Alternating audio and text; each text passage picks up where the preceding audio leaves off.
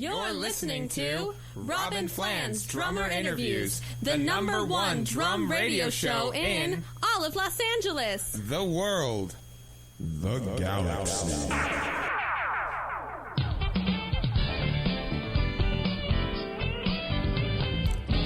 I'm Robin Flans, and this is Robin Flans Drummer Interviews, and this interview is sponsored by ePad Practice Pads, the only drum practice pad made with Enduraflex playing surface. And I am here with my co-host and producer, Ed Eblin. Welcome, everybody.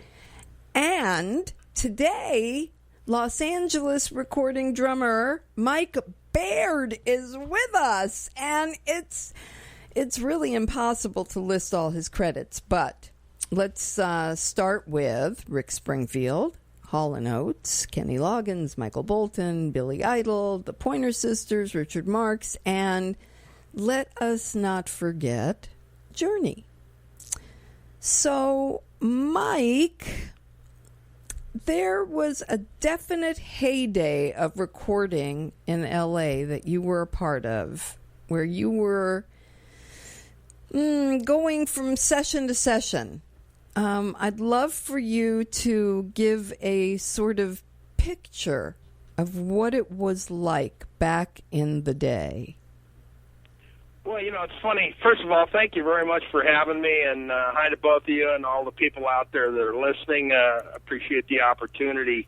It was obviously a different time now than it was then, and it was a different time then than it was like for the guys in the Wrecking Crew, Hal Blaine and all those folks. And in fact, I just visited Hal a couple of weeks ago out in Palm Desert. We had a great. It was great to reminisce because we never got to talk to each other during the day because both of us were working. So Sure. we never got to really hang out. And of course, he was the he was the guy floating a foot above the floor as he walked through the studio. So you were just kind of intimidating. But even though he was just the nicest man on the planet, but anyway. It was really an interesting time because it was really busy, super busy, and at that time, of course, there was places like Western Studios, which is now, I believe, East West, that had multiple rooms, and people like the Beach Boys and whatever would go in there. So you would see lots of other people and lots of other artists at the same time, and then you'd have usually several drum kits, or you'd have to have several drum kits because you were moving from whatever that studio to, let's say, Cherokee, which is, unfortunately no longer there, but another big studio in those days, or anywhere. I mean, it could be a film date early morning, and then you wind up at Western, or wind up at Cherokee, or O. Henry, or Evergreen, or one of the many, many studios at that time. So it was really an incredible time because it was very diverse, and it's really interesting because when I started out. I got kind of pigeonholed as an R&B guy, and I did a lot of R&B sessions. And then all of a sudden, I played on a pop hit, and then all of a sudden, now he's the pop guy. And then all of a sudden, I'd play on a country western thing. Oh, we'll call him for the country western thing. And then, it just went, and it went from one thing, he's a ballad guy, and now he's this guy. And it's like, it's so funny because, being a session musician, you really have to play all lots of different, you have to do it all. You have to do it all. Yeah. Otherwise, you're just not going to survive. I mean, you just won't. I mean, Mike, anyway, what was the break? I mean, what got you? I mean, you were one of the first call guys. What was the break? Well, I mean, I tell people all the time, I said, just because I was very fortunate to have an amazing career, just like Hal Blaine, just like whatever, are we the best musicians in the world? Well, maybe, maybe not. The thing is, somebody asked me, who's the best drummer? There isn't. I just happen to have, and like I believe every other person that was around in that time, had something that nobody else had. And that's all it is. It didn't mean that they had the most chops or they had the longest hair or the biggest beard or whatever, but, it literally was you were able to read what that person needed at that time. And I mean, there are things like I remember I used to hang out with John Guerin, and a lot of the listeners might know who John Guerin was, but he was a session guy during that time and Howell's time during the Wrecking Crew. And I remember hanging out with him while I was going to UCLA, going to LA City College, and we were at Western where there were multiple rooms, and Howell was in the main room, and he was in the small room. And yet Hal was so huge, they were renting his bass drum for double scale, to the producer that John Guerin was playing. You know what I mean? So it was just kind of a crazy time, but a great time. And everybody's got an individual sound, lot less now than there was then. I mean, there's a lot of factors now versus then. Then everybody they had really their own sound, and you hear their own sound. You hired Jeff because you loved Jeff and you loved his sound. You hired me because you like my sound, you like the way I played. And there'd be dates where somebody'd say, I want you to do something like Jeff would do. And I said, well, let me give you his number. Were there? Did you do that? Yeah, I wasn't trying to be rude. I was just being genuine. Look, if you want Jeff, then get Jeff. I mean, it's like, what are you calling me for? You know what I mean? So, and I remember times with Jeff, of course, these are infamous stories, but I get it. We used the same cartage company. So, they carted our drums to and from the warehouse to all these different sessions and whatever. And I get this phone call from the cartage company going, we're delivering your drums to Cherokee, to Record Plant. And I'm like, what? He goes, yeah, Jeff just called it in, and then I get another phone call, and it's Jeff going, "Who? What are you doing?" I said, "Well, I'm hanging here. I just got a phone call from Cartage." He goes, "Yeah, you're not working, right?" And I go, "No." And he goes, "Okay, be at Record Plant in an hour," and hang up the phone. And it's like, what? And I'd show up, and there he's had his stuff all set up, and he was doing the session, and the producer asked him, said, "Well, I want you to do something more like this," and he goes, "Well, I don't play that shit. Here, let me give it to Mike. This is who you got to call." And forced the producer to call me. It was just a great time. And the thing is, you could get away with that, and everybody understood that. Versus now, it's kind of like they fix everything, and there's samples.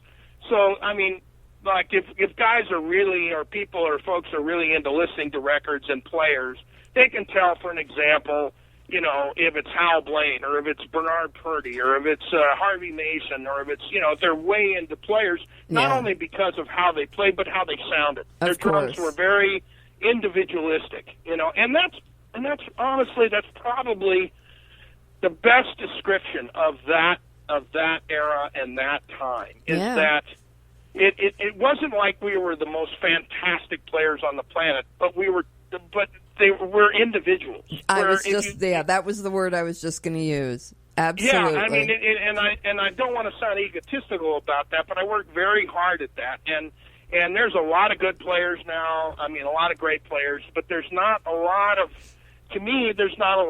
individuality. There's a lot of everything kind of sounds the same. So stop for a second. When you say you worked hard at that, what did you do coming up to establish that or work on that? What did you do? Well, it's funny. I, like a lot of people, of course, back in the dinosaur era when I was, coming up, you listen to vinyl. I mean, that's what you listen to, records. And I remember I listened to all kinds of music and all kinds of people. And, of course, did really crappy gigs like casuals and wedding receptions and bar mitzvahs or whatever just to make a living. So I think a lot of that and a lot of being able to play different styles of music because of the gigs actually groomed me for being a session guy, because I could play all those different things. Now, some better than others. Am I a jazz player? No. Can I fake it? Yeah, to an extent. You know what I mean? Right. There are certain things that I do better than others. But anyway, get back to the individuality. I worked hard at that. I worked hard at listening to the person's feel and the sound and tried to really mimic that, where I think a lot today it seems to be a lot of paint by number. Okay, but you said you mimicked that. So how did you put Mike into the pot? Well, now that's really the interesting thing, because I remember doing a gig, a casual at the Roosevelt. No, it wasn't the Roosevelt Hotel. It was the hotel that had the Coconut Grove in it, and there was a small room there, and we were doing some casual there. And I remember a bass player who I still keep in contact with, and named Joe Lamano, and I remember him saying, Mike, you've got a lot of great things going on here. You sound like a lot of different guys. And he said, but eventually that's going to turn in, you're going to develop your own style. And what's really interesting is I worked hard at mimicking other people, and it just kind of came. It wasn't like something that I could say, okay, hey, you want to be like me, this is what you have to do, because if that was the case, I'd be a zillionaire. You know what I mean? I'd have the Holy Grail. But the factor is that that's what I did. I just mimicked lots of people, tried to play like, if I wanted to play Charlie Watts, I wanted to play like Charlie Watts. I wanted to sound like him. I wanted to make the feel like him, because he's very identifiable. Right. Same thing Bernard Purdy. Same thing with Jeff. Same thing with, multiple players, and really wanted to mimic those things. Well, why did they do what they did? And I don't know that a lot of people today do that. I think that it's just, and you know what, to be all honest, the newer music's all fixed. It's all this. It's all that. It's not. Mm-hmm. It doesn't allow a person, if they are an individual, to really be an individual in most cases, because a lot of people want to fix everything that they have instead of letting it be music, which is really what it is. Interestingly enough, I think, today they have videos, and I think they get so caught up in watching that they become clones. That's that's a valid point. I remember, we didn't have that option, or I didn't. Yeah, I remember. This is a weird story. So I had while I was coming up, a young guy, and still trying to, I didn't know about anything about being a session guy. I had no idea. I'm just trying to make a living, just trying to play drums or whatever. And I remember sitting. I had a nice stereo system in this car that I had. And I remember a friend of mine used to, go drinking, and we would sit outside the Dog and Cat Hospital on Firestone Boulevard in Southgate, where there was nobody around, and listen to Steely Dan. And I would listen to Jeff, and I would listen to Chuck Rainey, and I would listen to Bernard. Sure. And just over and over and over again. Just grooving on why is it so great? Not just a song, but why are they playing what they're playing? Right. And I remember just being really jazzed about that. Mm-hmm. And then I remember meeting Jeff for the first time. We were both at Western, which, like I said, as you remember, had multiple rooms. Right. And this guy comes towards me, and he says, I'm Jeff Piccaro. He said, where the bleep did you come from? And I was like, what? And he's like, where the hell did you come from? And I went, I came from Southgate. Where the hell is Southgate? It was like, he was like, what the heck? And we became like super connected and super friends. And as he did with a lot of people, Jeff was a very giving guy. But it was just, it was one of those things we would even do. Anyway, I'm getting off topic. So, so you didn't. Okay, there's one question you did not answer, and I have to backtrack. Okay, sure. What was the big break? What got you connected into the studio world? Well, okay, so this is kind of a wild one. So, I had been touring with the Friends of Distinction, which had, they were kind of at the end of their career, Grazing the Grass. That was my first tour. And then I went off with a band that supported them called HP Riot. They were from Hunters Point, San Francisco. All black band, kind of like Tower of Power, that type of a band. And we did a bunch of touring and whatever. And while I was on tour with the Friends of Distinction, I was in... we were playing in Tahoe, and one of the girls in the Friends of Distinction had a girlfriend that was singing backup for Jerry Lewis at Caesars or something like that. Mm-hmm. So we went down to see her, and her and I kind of hit it off, and we kind of became friends, whatever. And then, of course, I went on the road. She did her thing, whatever.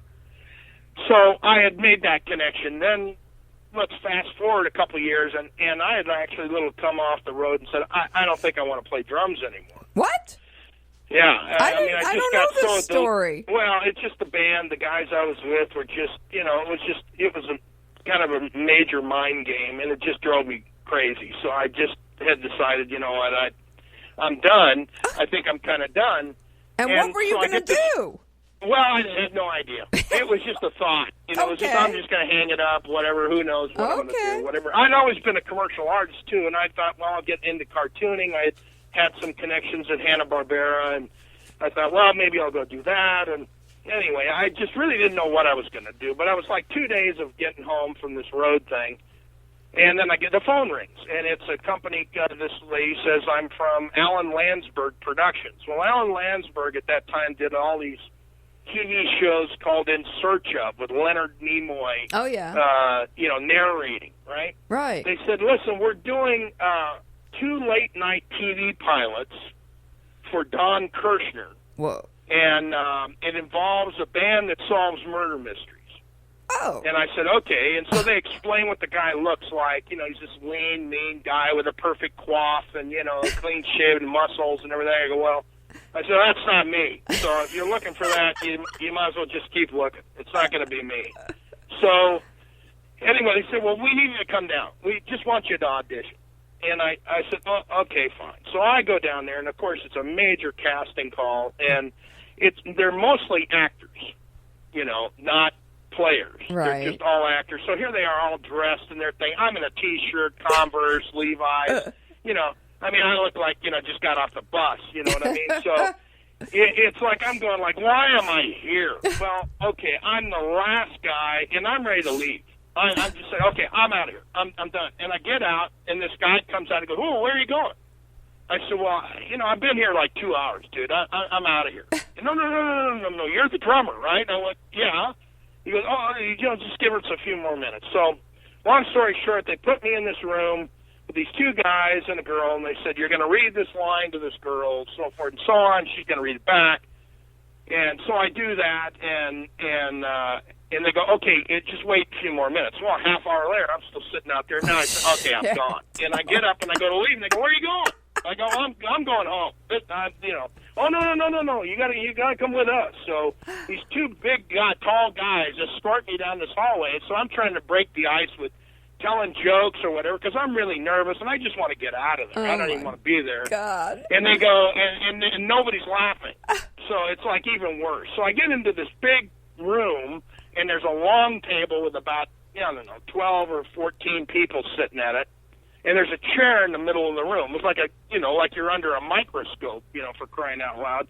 And they go, here, you're going to read this section of this thing, and so-and-so is going to read it back in front of all these people. Okay, fine. So I start reading, and I lose my place in the script. And I'm so nervous, I just start making up stuff. Because I'm trying to find my place, and I hear pages being shuffled, like, where is he, saying what he's saying? And they're all looking back and forth. And finally, I find my place, I end my line, I close the book, I walk up to the table, I slam it down, and I go, I'm effing out of here. Oh, and I split. So the next day the phone rings, so they go, Mike? And I go, yeah. They go, you got the part. We're going to rewrite the part to you. And I went, what?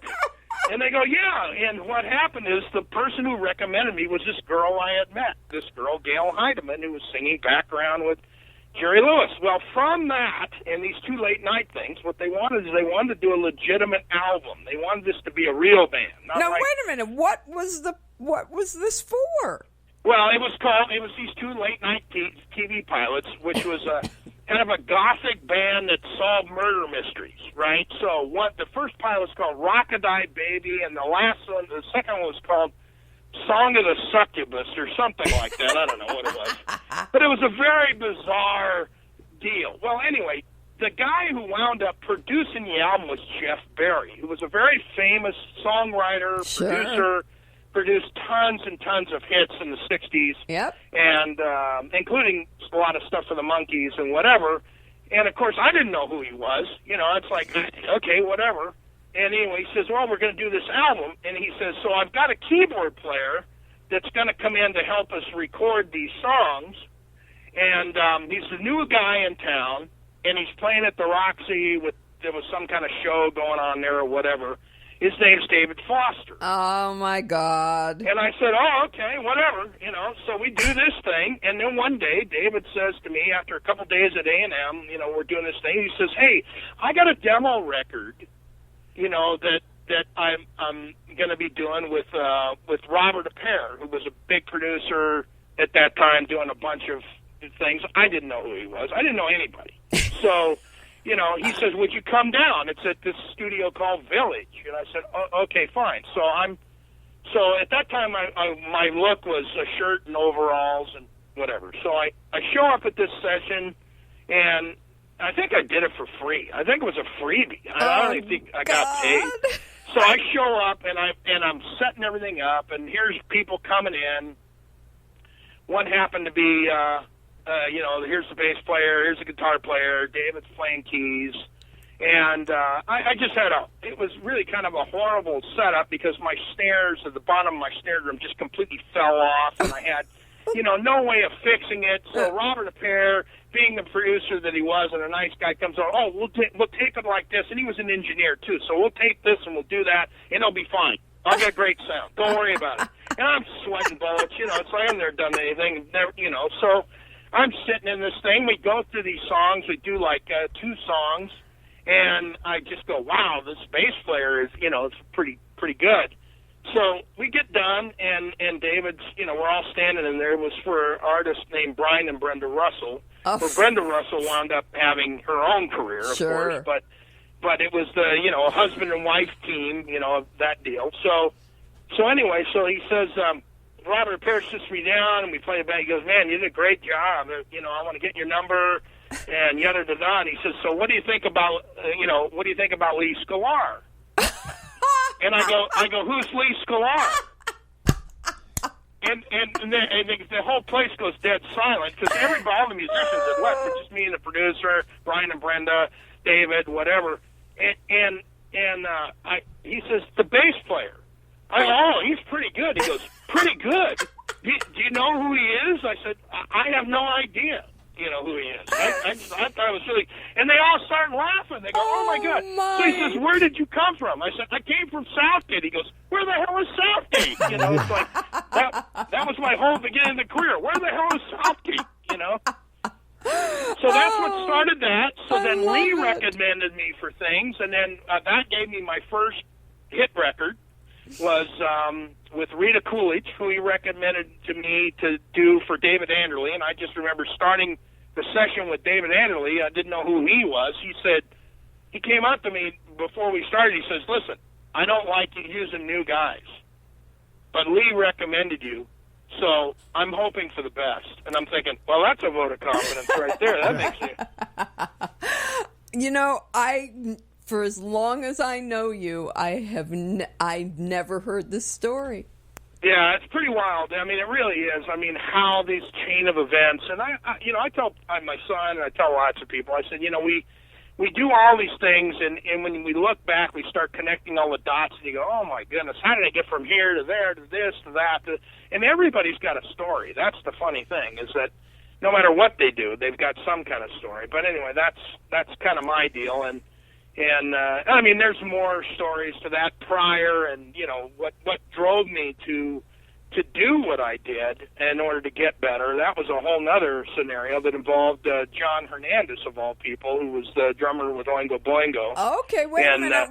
I want to explore that in a minute, but for 1 second, we're gonna take 1 second out for a word from our sponsor, and then we're going to come back to that because that sounds interesting too. Boy, a lot to uncover in Mike Baird that I never knew. So hang tight. We'll be right back from a word about ePad.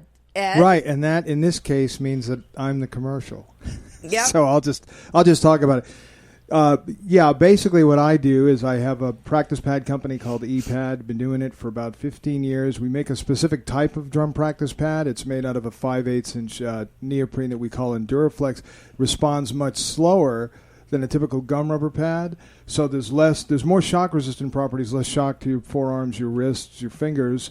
And we make various types of these. We have everything from knee pads that are really super portable to 9 and 12-inch pads that you can either put on the kit itself or tabletop or lap.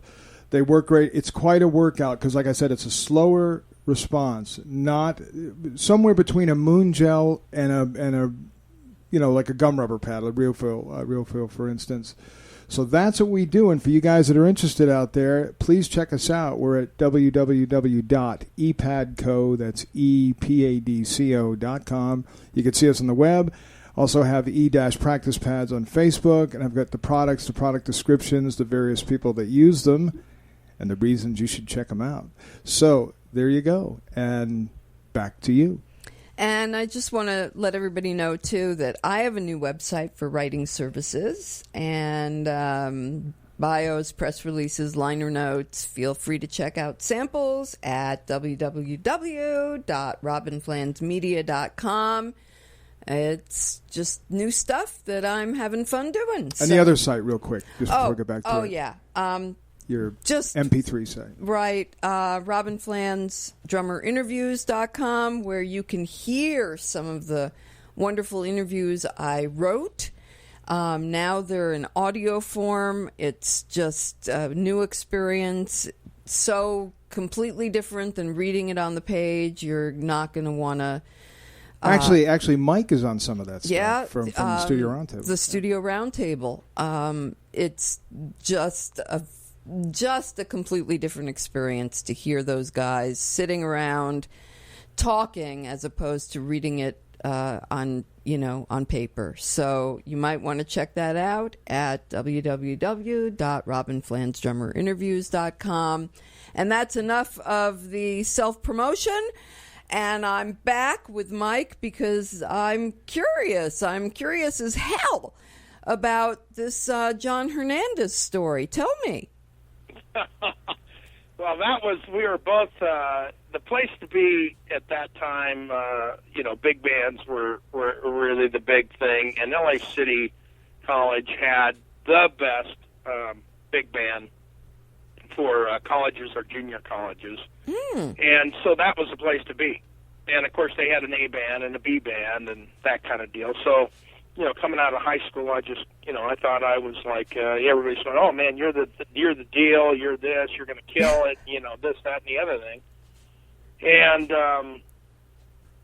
so I went to audition for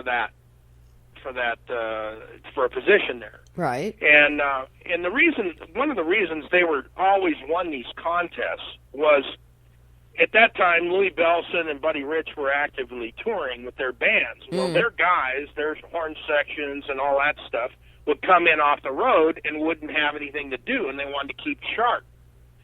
So what they did was become students at LA City College to play in a big band. So that's why they killed everybody in the big band, because you were working with top pro guys, right. Versus just really high school students. Right.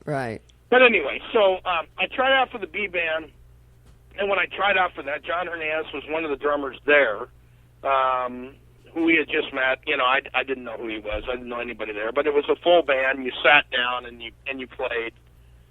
Well, I got. Mr. McDonald was the conductor there and the teacher, and I just remember getting like 4 or 5 bars into the song, and he looked up and he waved his hands but stopped and said, I think you better drop the class next. And just cut me to my knees, and I'm like, what? And he goes, no, you can leave. Oh boy. And it was like, this lineup of drummers, and of course everybody's like, oh man, that was brutal. And so of course, I left pissed off and thinking, how could you do this and this guy and that guy? And then I realized, this is somewhere I have to be. So I'm going to have to suck it up somehow and get in this class. So I waited for the class to end, and so he was locking the door. He had my bag. Nobody wanted to look at me as they exited the the hall, because it was so brutal. Oh. And so I said, Mr. McDonald, I need to talk to you. And he goes, yeah, what do you want? And I said, you can't drop me from the class. And he turned around and he goes, what? And I go, I mean, I need to be in this class. And he says, yeah, so what? And I was like, well, you just can't drop me at the class. I'll do whatever you want me to do to stay in the class. He goes, you'll do what I want you to do. And I said, yeah, I will. He goes, okay, come with me. He unlocks the door, and of course it was a tiered, like, stadium seating thing, you know, because they did orchestra there and all that stuff. And all on the right side were these little practice rooms. So he says, follow me. And we walk all the way up to the top of this practice room. He throws open the door. There happened to be a chair, a drum pad on a stand, and a music stand. And he goes, okay, every day you have my class, you're going to come in here and you're going to sit down at that practice pad, and you're going to practice. And he looks at me, he goes, so go sit down. And so I go in the room, and I sit down. He goes, you're going to come in here every day while you have my class, and at midterm or whatever it was, quarter in or whatever, you're going to come out of this room. And he goes, come out of the room. And I get out of the room, and he's standing right next to me. And he goes, you're going to sit down at that chair. And he points to the drum stool down at the bottom of the room. And he goes, and if you're not cutting it, you're gone. Oh, my Just like that. God. Wow. And I'm like, holy crap. Literally scared the crap out of me. So, anyway, that went into a whole big thing, getting back to John Hernandez. So, I wound up getting in there's a whole other story of how I got there and what I did and all that thing. It involved, like, a person that I met on a field trip in high school and all that kind of stuff, but I won't go into that. But get back to John Hernandez. So, John and I became friends. I got in the band. We knew each other. He got into Oingo Boingo. I started doing sessions. He started doing stuff. So now we fast forward. I'm 15 years in the business, maybe 16 years. We were at a Sabian event because we're both Sabian endorsers. And my son's with me, and he's like a young teenager. And I said, by the way, Ryan, this is John Hernandez. He was there the day your dad got cut off at the knees at LA City College. That kind of set my whole, career, And John says, yeah, well, there's something your dad doesn't know. And I'm like, what do you mean? I said, John, I've known you almost 20 years. What do you mean there's something I know? He says, well, what your dad doesn't know is, yeah, it was brutal the way it all went down. And your dad got, like, just torched to the ground by a McDonald. But he said one day your dad was playing drums, and I was standing to the side, and McDonald was standing next to me. And he says, see that guy right there? And he said, he pointed to your dad. And I said, yeah, Mike. And he goes, that guy's always going to work. Now, this guy made my life a living hell. We talk about whiplash. Basically, I didn't get a cymbal thrown at me, but that was basically my time at LA City College. Yeah. Was that. And those exact words of that guy saying, are you trying to ruin my band? That's exactly what he said to me in front of everybody. Wow. So, I mean, when I watched that movie, it was a little difficult.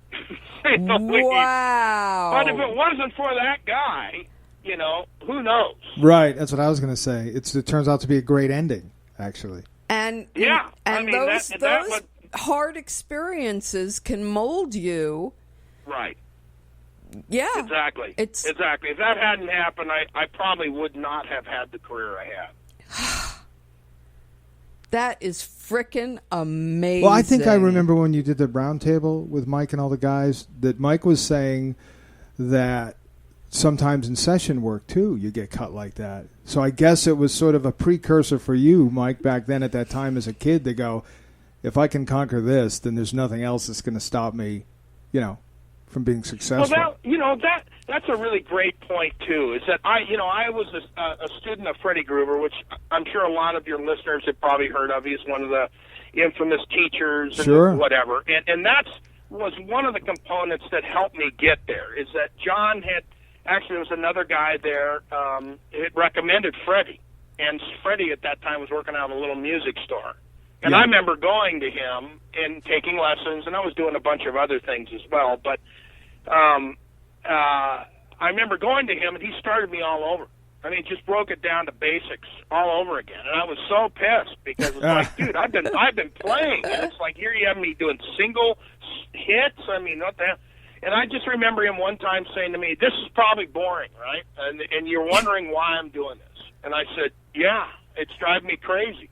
And he says, when I get through with you, you'll be able to fine-tune your hands like a Formula One mechanic fine tunes a carburetor.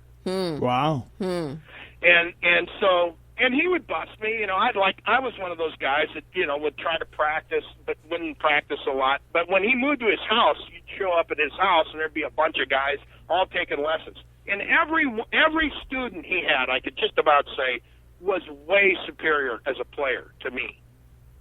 Right. And the interesting thing is, it was tough for me.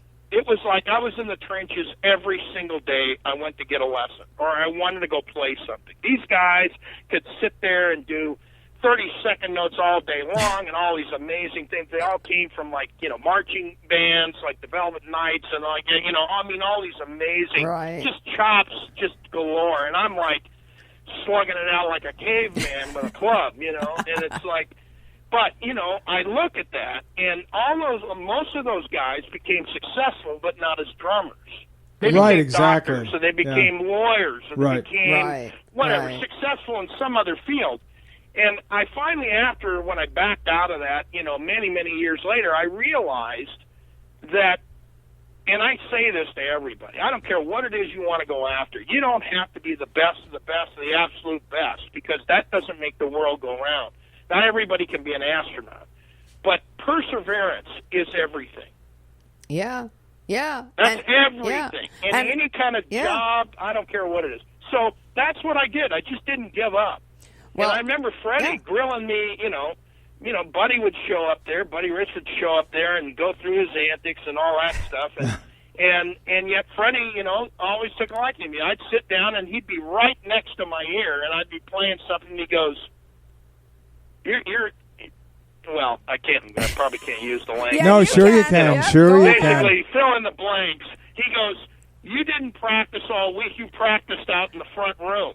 And I said, yeah, that's right. And he goes, you know, whatever. He completely would wig out. He goes, you know, that just blows my mind. You know, he said, I know it. I know you, and I know that's what happened. But what happened is that all these other guys that were so talented would hit a brick wall somewhere in his teaching, and they wouldn't know how to deal with it because everything had come easy to them. You know, for me, every day is a challenge. You know, never an easy day, ever. So it's just another wall. I had to get around or jump over or go through or whatever. Right, you know? Right. But, you know, for people like that, it means so much more. Right. Yeah, I just had to work harder. I had to figure out a way to do it. I wasn't genius enough that it just came naturally, you know. So yeah, but you were already successful before going to Freddie, right? I mean, you were already doing record dates and that. I was successful when? Before you went to Freddie. I mean, in other words, you were. No, I had been playing for years, but I wouldn't say successful. I wasn't a studio musician. I was just doing casuals and gigs and, you know, whatever, wedding receptions, whatever I could get as a gig. Right. But if you want to call that successful, I was making a living at working, but I wasn't a session guy. Okay. You know? I didn't even know who session guys were. I really didn't, you know, not until later, you know, when I discovered, you know, started listening to Jeff, whatever. They go, oh, he's a session guy. Oh, okay. I never dreamed of being a session guy. You know, that wasn't my goal. It was just being successful as a drummer. Yeah, and you can't go to a teacher to get that information. I mean, you can go to a drum teacher or a guru like, you know, Freddie with what he was doing, and but to be a session player, man, that's just, who teaches that class? How do you deal with? Well, there isn't, and the thing is that everybody kind of has, you know, in some ways similar stories. Like when I'm talking to Hal, you know, well, how did you get started the thing? And so we started talking about that deal. It's similar kind of things. Maybe not as drastic as, you know, whiplash or whatever the thing is, but there was something that took into one thing that led to another thing that led to another thing, and then he met this guy, and that guy recommended this guy, and then that guy did a session, and we like him on that session, and now let's use him on this one. Right, right. You know, and then all it really took was one hit record for him, which was the Tijuana Brass, some kind of thing, or Lonely Bull, or one of those. And then everybody wanted him. And in those days, there was so much work Yeah. that people like Earl Palmer Yep. and Shelley Mann and all Yep. these people, they couldn't Do it all. And a lot of them, not Earl, but like Shelley and these guys that were like Shelley, were jazzers, and they hated the pop stuff. That's right. That's right. They didn't understand it. They didn't Yep. want to do it. Yep. Right? Yeah. And that's why Hal says in the documentary, they're going to wreck this business. They're coming in with T-shirts and Levi's. Everybody's wearing ties and Yep. dress shirts. And so that all changed. And it all changed, for the better, obviously. But, and he shared a bunch of inside stories that I'd never heard before that I thought were amazing. But, he was at the tip of the spear, basically, of, when, everybody remembers every hit that, whatever, that you're listening to now, was always him, the Wrecking Crew, whatever. And he was the instigator of that. He's the one that called it the Wrecking Crew. He's the one that put it all together. And he said, I'd get calls at 12:30 at night from Arlen's answering service, which I'm sure is still in business, but Arlen's was answering the phone at that time. So, they would call him, Hal, I'm sorry, I hope I didn't wake you up. He goes, no, I'm still up, but they need a drummer at such and such a studio and whatever. So he said, can I give the producer your number? And he goes, oh, sure. So the producer calls and says, listen, I got Earl Palmer's drums here, but he's not here. And he said, Earl would just do that, just not show up. And he said, I need a drummer. Can you come down? And, so that's how this whole thing kind of starts. And It's so weird. It's just so bizarre. But, yeah, anyway, it's the same thing for me. One thing led to another thing, led to another thing. From David Foster, through Sklar, and through David, I met Lee Sklar.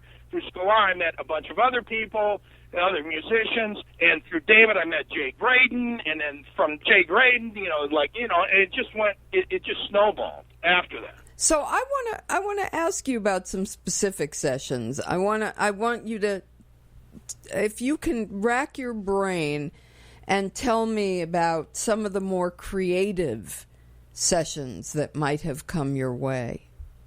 Wow, well, that's a tough one.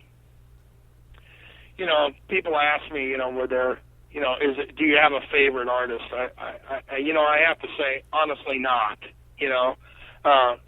Some were nicer than others, but where was where did you get to put in your input the most?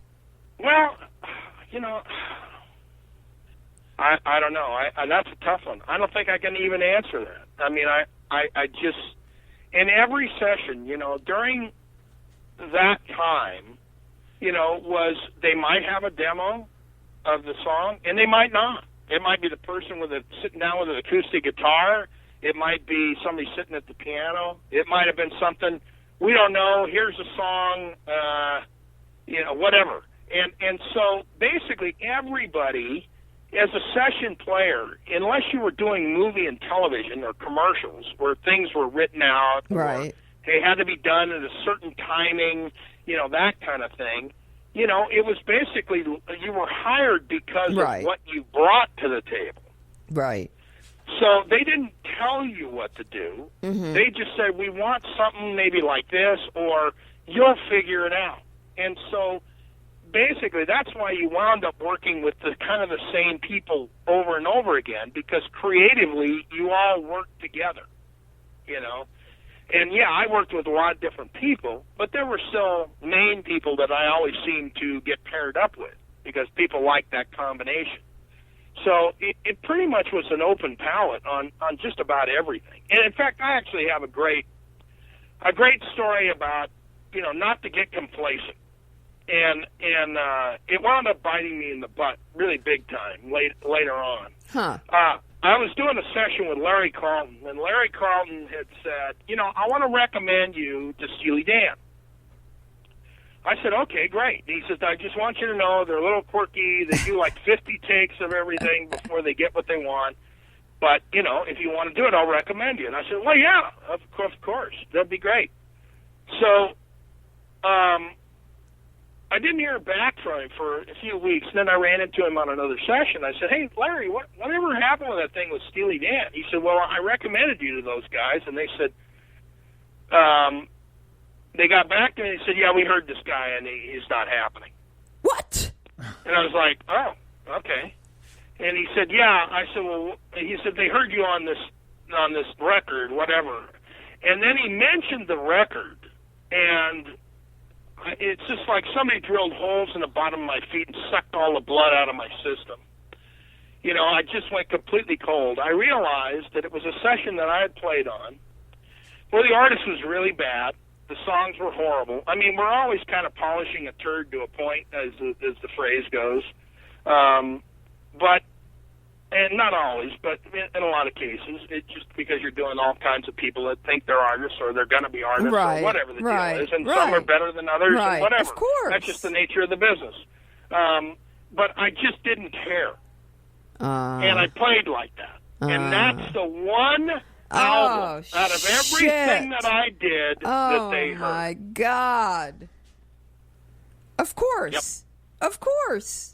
Naturally. Yeah, the thing wound up at the Rite Aid, $2 for $1 record. It didn't even sell probably 50 copies. But that's the one they heard. They knew somebody that knew this guy, that knew that guy, of course, that knew this guy, that knew that guy. And it was like, well, there you go, right there. Well, that's, that is always the lesson. You can't let anything slide ever, ever, ever. Yeah, it's got to be, and that's really what a session player really is. It's full tilt boogie, 200% all the time. Yeah, it's and not just. We all get jaded at times from doing this and doing that, but you still have to. It's still your imprint on whatever that is. It's not just the session player. It's what I tell my son when he performs. You never know who's out in the audience that night. That's so true. I mean, it really is. I mean, it just is. And I tell guys that to learn from my experience. Don't think you have it made, because you don't. You just never know who's listening at that moment. So I was going to ask Mike, would you ever consider doing a book about this kind of thing? What? I'm sorry? Like a book about your experiences in the studio? Yeah, you have a book in you. Well, that's... I honestly, I get asked that a lot, and I just start writing things down because, the older you get, you start going, oh, yeah, I remember, oh, shit, I forgot all about that, or whatever the deal is. And luckily, people will jar my memory, like Marty Walsh, a guitar player that I worked with, he posts, oh, my session today was with, whatever, back in the day, and I was like, oh, crap, I forgot I played on that. I mean, it's just... You do so many things, unlike Hal, who wrote down every single session he ever did. Yeah. I mean, he wrote everything down. Yeah. People he have said books. who it was, what the label was, what the song was, what this, that, and the other thing. So when they say the most recorded drummer in history, he's got the facts to back it up. It's not just, I'm throwing that out there, and hopefully nobody will discover that isn't the case, He's got it all black and white, and he said he did that every day.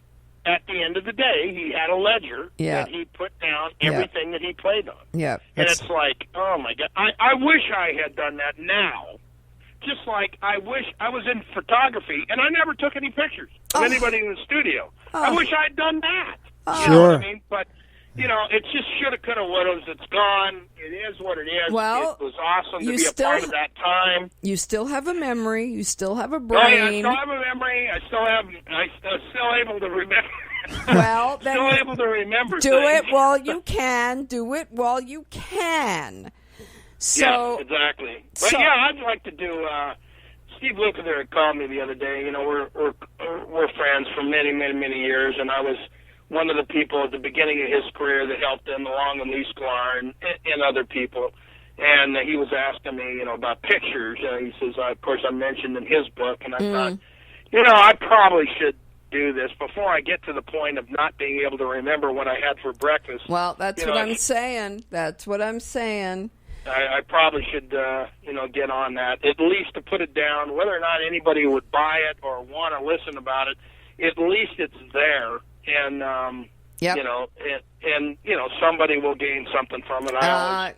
You are very eloquent, and you need to do it. I think it's a real untapped thing. Yeah. And somebody should do it, and certainly you're way overqualified, and it sounds like you've got a boatload of great A boatload. Yeah. So when you listen to the radio now and you hear stuff that you've done. Okay, so I wasn't good at asking the question about the creative sessions you did. So let me ask it this way.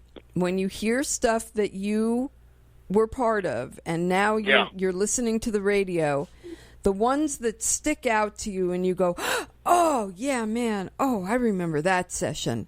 Which are the ones that you get, tingles down your arm that really hit home? Well, it kind of goes along that same line. Obviously things that were popular, like I played on Jesse's Girl. Yeah. I remember what it does is it brings up memories. And in fact, Neil Giraldo and I are still friends from that time of meeting. And for your fans out there that don't know who Neil Giraldo is, he's Pat Benatar's husband and guitar player. Right. And he's the one that played on Jesse's Girl. Yep. And that session was just the three of us. The bass player didn't show up. That's a whole nother story.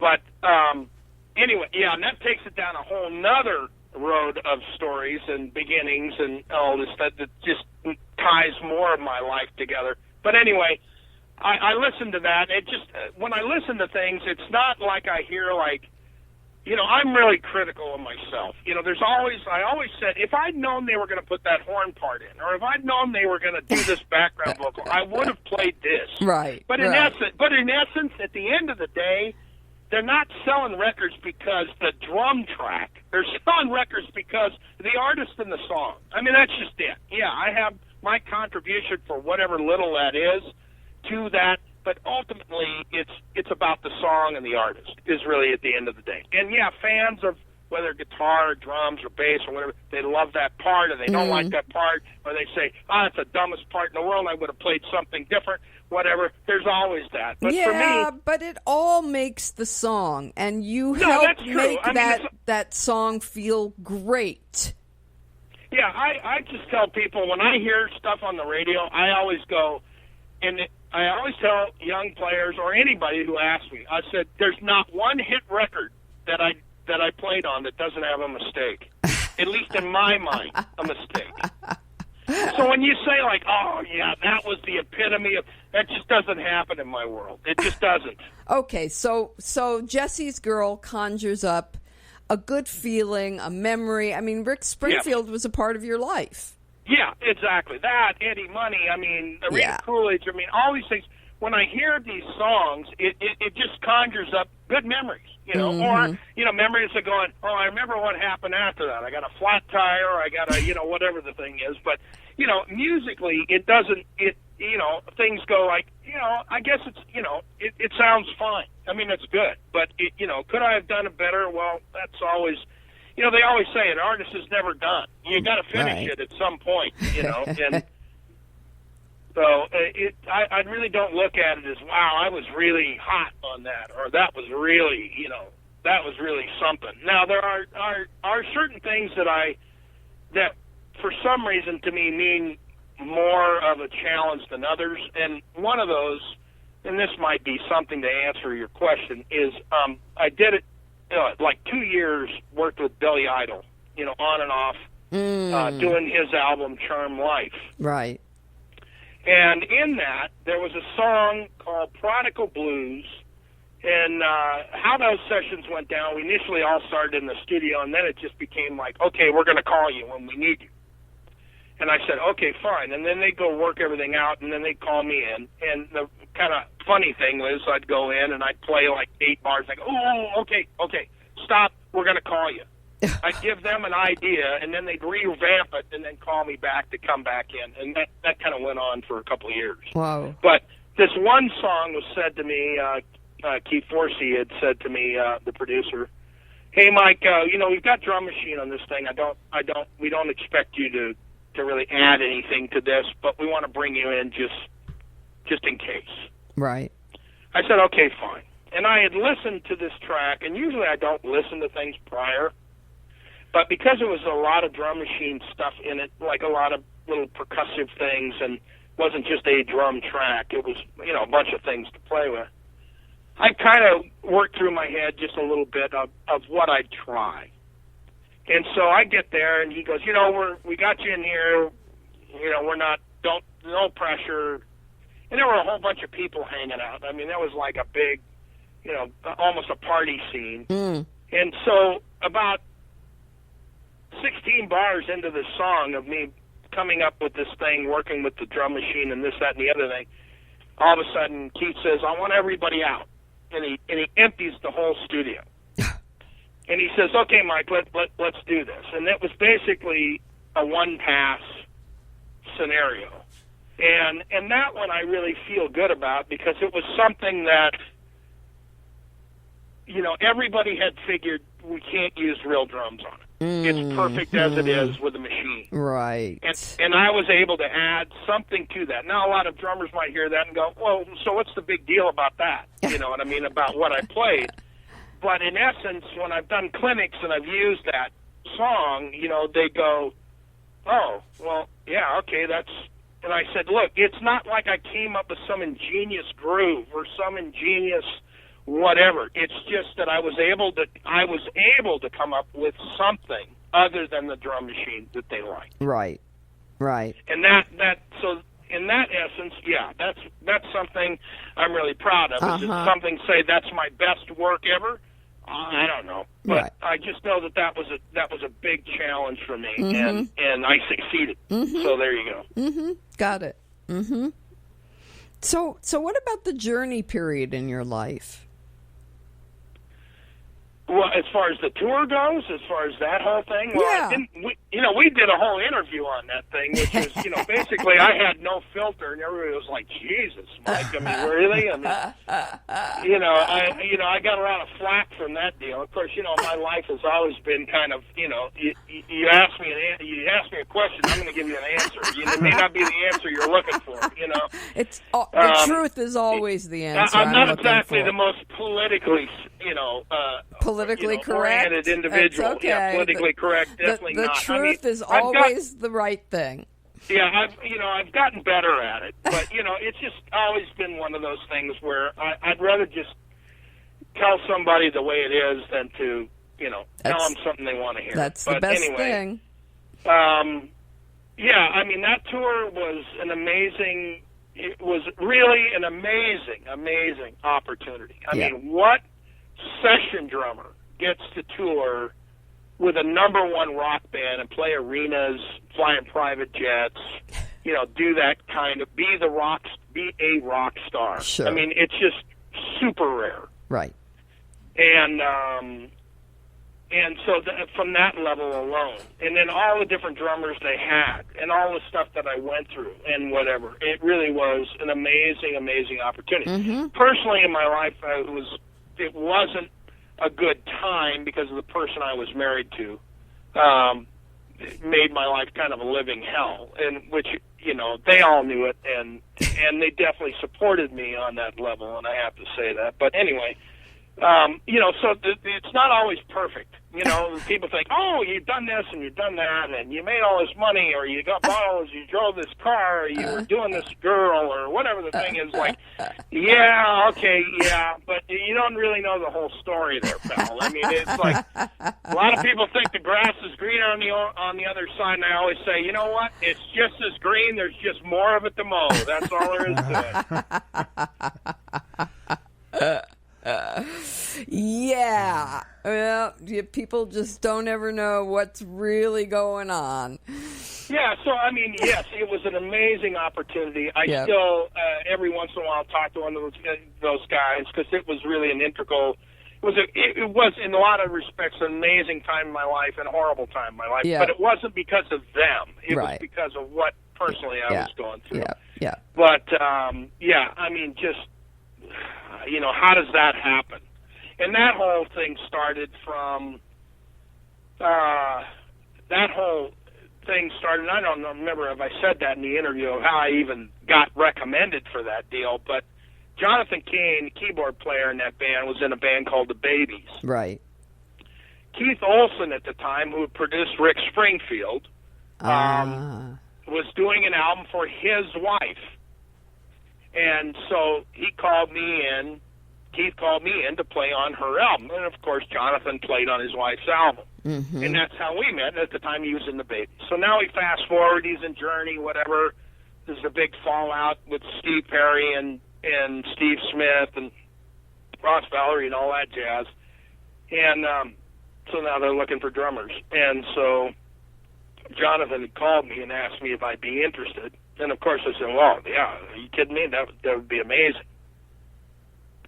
And so, anyway, then the rest of it's all in black and white in Modern Drummer somewhere in the abyss of articles that I probably should have been more politically correct with, but, whatever. They all knew where it was coming from. I had no issues with any of those guys. They were amazingly talented. All of them were amazingly talented people and just good people in general. But like I said, it was a tough time in my life, but it was a great time at the same time. So there you go. So we sort of started this interview out with saying that the recording industry has changed a lot, and I'm wondering, what does a drummer do when things start changing, when things start tapering off? Well, I mean, it becomes survival. I mean, like I said, the business took a major downturn in the 80s. Yeah. And, session guys just, the phone just stops ringing because, it just does. And there just isn't enough of that going on, so it's not necessarily the person's put out the pasture and that the business completely changed. Right. I've been very, very fortunate really my whole life of kind of,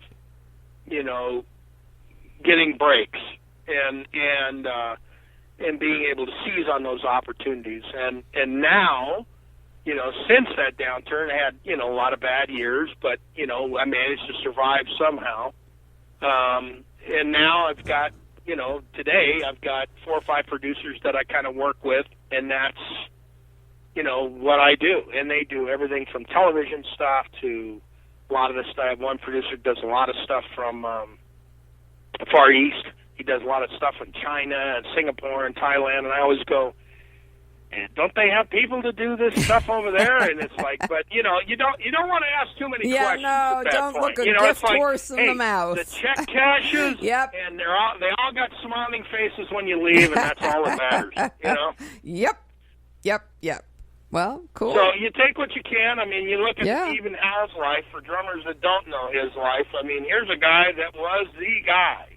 I mean, played on everything, and because of divorces, got took down to zero. Sold every gold record he ever had.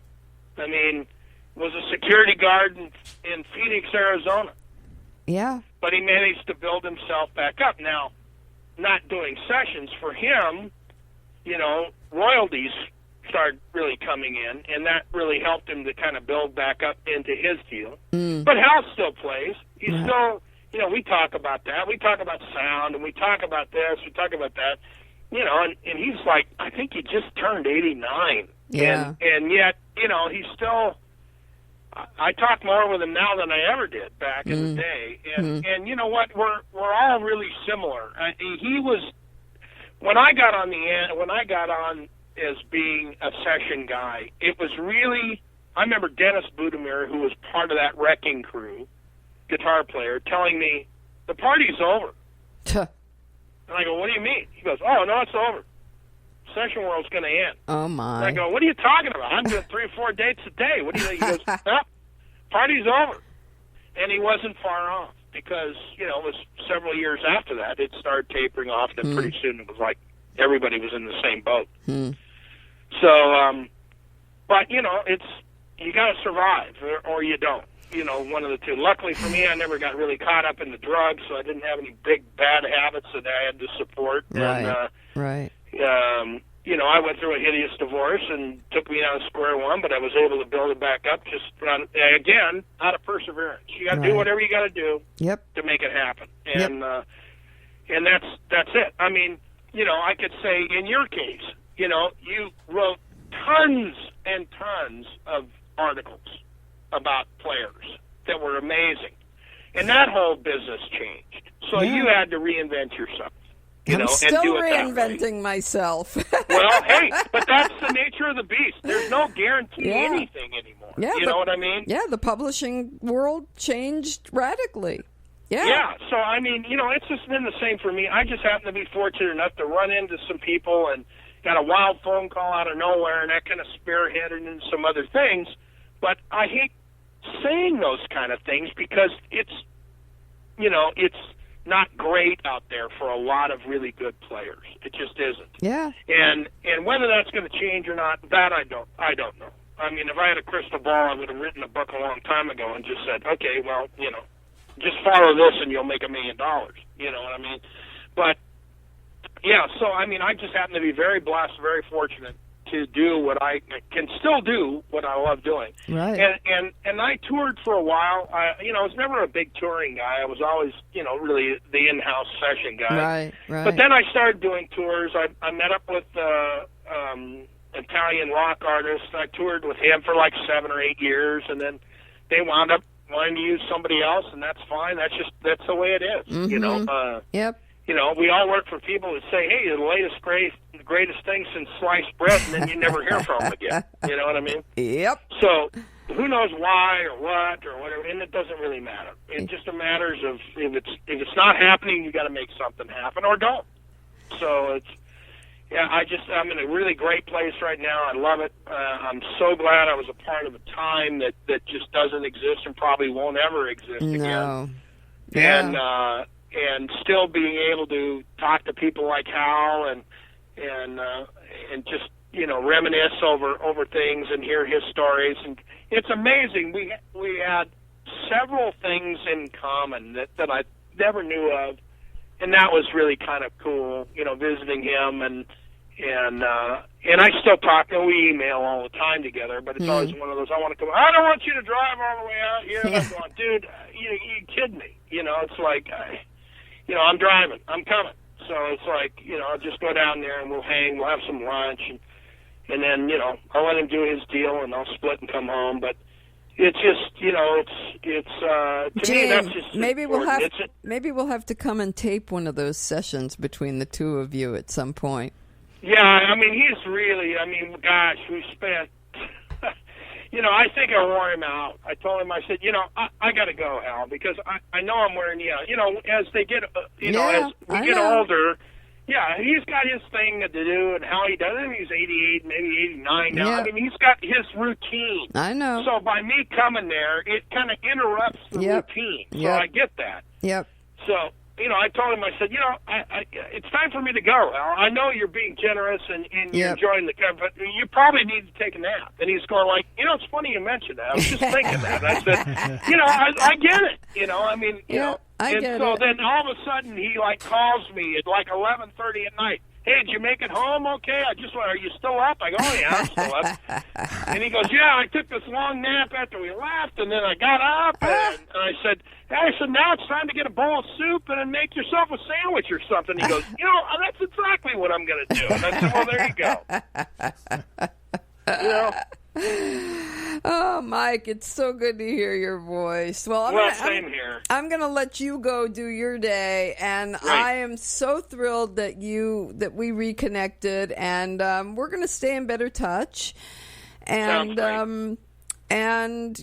write that book, and thank you so much for being with us. And Mike, just one quick question up for Mike. Mike, do you have any sort of social media presence if somebody wanted to get in touch with you or see what you're up to, where you're gigging or whatever?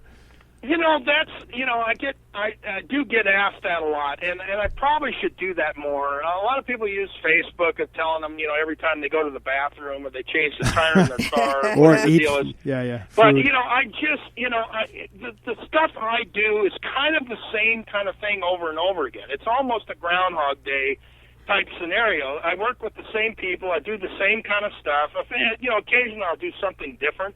But I just don't post a lot, and maybe I should. But then I go, well, why should I? It's like, is it really that necessary? Do I really need to do that?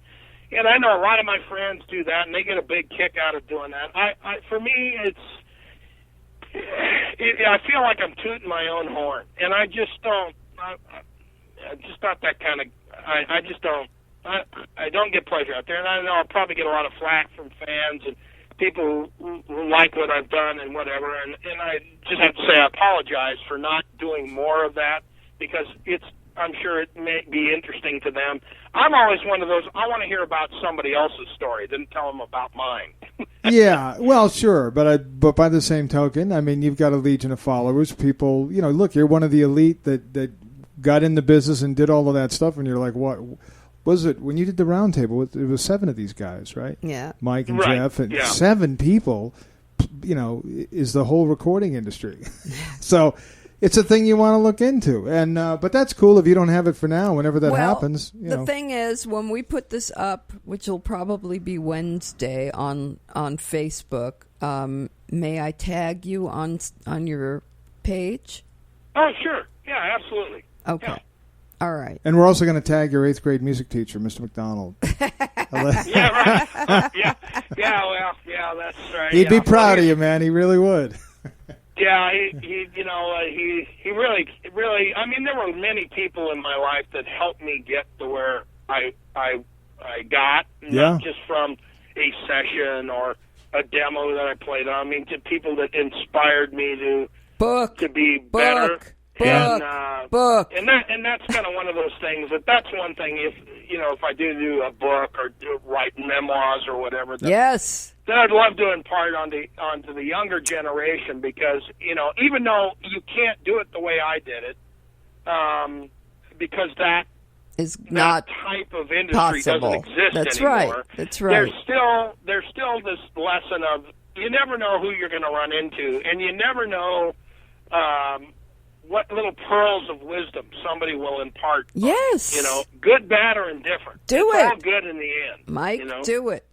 Do it. I mean, a lot of us, I don't know how old you are, Mike, but I'm 59, but I remember as a kid, I was just clamoring to read every footnote on every album cover to know who played on what track. And some of the time, way back in the day, they didn't even list you guys. You know what I mean? Then eventually it became a thing that they did, but not initially. So there's a lot of... That's so true. I really think this is a course that some schools should pick up. Eddie Shaughnessy said this too. It's like the stuff that you guys went through you can't learn that somewhere, and you don't know about it until somebody puts it out and does a book, does a conference, speaks, a video, whatever the case is. But the stories are always amazing, and the truly amazing thing is probably for the most part you were always in the room with the artist you were recording with. Nowadays, it's like you can phone it in. Yeah, that's very true. Yeah, that is very true. The artist was usually there in most cases, whether they sang something live or whether they were just there. That's very, very true. And now, like all the stuff that I do, it's just me. Yeah. I rarely. I mean, occasionally I'll work with other guys, other musicians in the same room, but basically most of my life is just me. It's overdubbing onto something that's there, right, that they don't like or they want to replace, or they only tempted to have me come in and play on it. And so it's just a different world. I miss that. I mean, I do miss that, because there's nothing like interaction with other musicians. Of course. And of course, there's going to be something said about something that's pre-recorded too. Now you've got to fill in the blanks, try to make it swing, try to make it happen, and it's just not spontaneous. Everybody's learning the same song at the same time. They've learned it, they've played it, they've recorded it, but there's still a challenge in that you got to make it happen. I mean, at the end of the day, like I said, it's great to have the check cash, but if they're not smiling, chances are the phone's not going to ring. So, right. You have to still pull out the magic. You got to pull out your bag of tricks and try to come up with something different. And that's, I remember just briefly. I remember doing a lot of Mike Post, who was a composer, did Magnum P.I. and Hill Street Blues and The Greatest American Hero, lots of TV stuff, A-Team, all that kind of stuff. And, of course, he would hire primarily record guys, myself and Lee Sklar and just a lot of cats that were record guys because he wanted to be more like a record instead of a film score, right? Or a TV score. And so there's some great stories there too. But in that, you have a group of writers that kind of write similar from one show to the next. So you really have to find. One of the things I always tried to do, the challenge for me was if we had a new show and it kind of sounded similar to another show that we did, to try to find something that was unique I could play to set that apart from the other show. Sure. You know what I mean? Sure. And even though, you listen to all these things that I've done or Hal's done or Jeff's done or whatever, there's a lot of similarity. Well, I mean, we can't get rid of who we are. Sure. But there's still you try to find a trick or something to make it different. And that's what I have to do now. That's what I do every day now. Right. I mean, when I work. Right. And so like next week I'm working every day. I'm working Tuesday through Saturday of all things, a bunch of different things. And it's going to be that. It's going to be, okay, I got to do this, I got to do that, and let's try this, let's try that. And with multiple things with this one producer I work with, all the songs, a lot of them sound the same. Just a different artist. Right. So I got to come up with something different than what I played. And when you're doing 4 or 5 things in a day, you really have to. You got to reach. I mean, you got to really test the brain of okay. So I still listen to lots of music. I mean, I still do, and I listen to. I listen to a lot of vinyl now. I got way into vinyl, and I listen to vinyl only just because sonically it's better. But it just listening to things and really scrutinizing, not saying, oh, I could have done that, or I could have played better than that. Which a lot of the younger generation, that's what they say. They listen to it and they go, oh, I could do that. No, you can't. That's what I'm telling you. You can't. It may sound like that, but it doesn't feel like that. So why is that the way it is? That's where a lot of, I think, the younger generation misses it. Is they can play that lick and they can play that riff and they can do that, but why does, a lot of people can do the Purdy Shuffle. A lot of people can play the Jeff Rosanna thing. Yeah. Does it feel like that? No. Right, exactly. You're right. It doesn't. It doesn't. You're not even close. I'm sorry, but you're just not even close. You're not really listening. You need to listen, get your ego out of it, get inside of it to figure out why did he play what he played? Yep. Why did he do that? Yep. I remember when I actually saw some of the Journey videos that you were in, and I think, if I'm not mistaken, Randy Jackson was the bass player at the time. That's correct. Yeah, and you two, the whole band, but I'm just saying, when you talked earlier about your R&B roots and stuff, man, was it ever showing when you were doing Girl Can't Help It and those things, it just, the pocket was so deep, and it sounded so amazing with that combination with you and Randy on the gig. And I actually thought, wow, Steve Smith's the only guy who can play this gig. And it's because you're so different that it worked. You know what I mean? And you came in with a guy with an amazing bass player. So is Ross Valerie. But I'm just saying that I really enjoyed that. And it looked to me as if you were really slamming, just really laying in. And it sounded. Oh, no, yeah. It sounded great. I'm like, man, my arms would snap off if I had to do that. But and that was like a gig that I played super hard. I mean, and the factor is Steve Smith's not really a hard player. Right. He's not.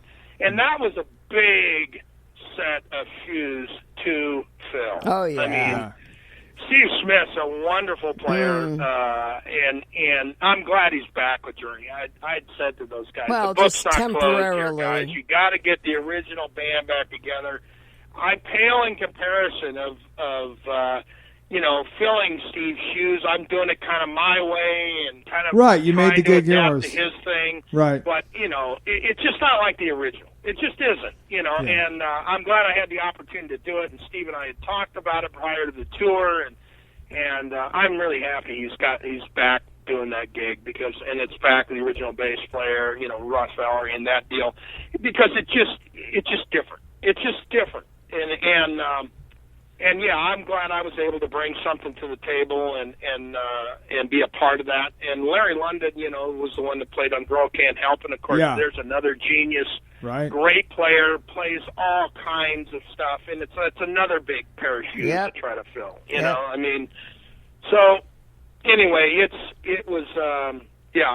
just I just think that's what's missing. I think I tell all players that I run into, you got to go back before you can go forward. Yeah, definitely. And I was if you don't, everything's fixed. You don't know if that's his sound. There's 8 samples on top of the original thing. You don't know what you're listening to. Exactly.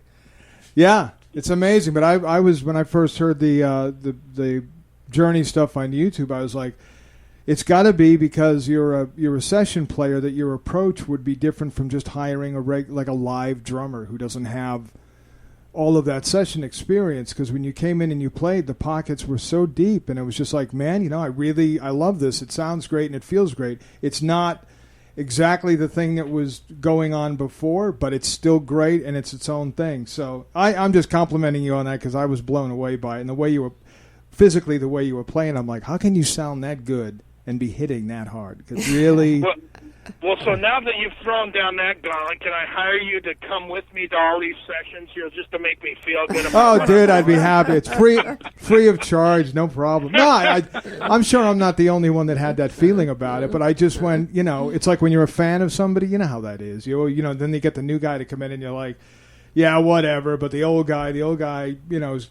no one can replace him, and then you came in and did it. I was equally as impressed with the amount of physical energy, because I saw Steve play like that, I think, in the 80s, but not... Right.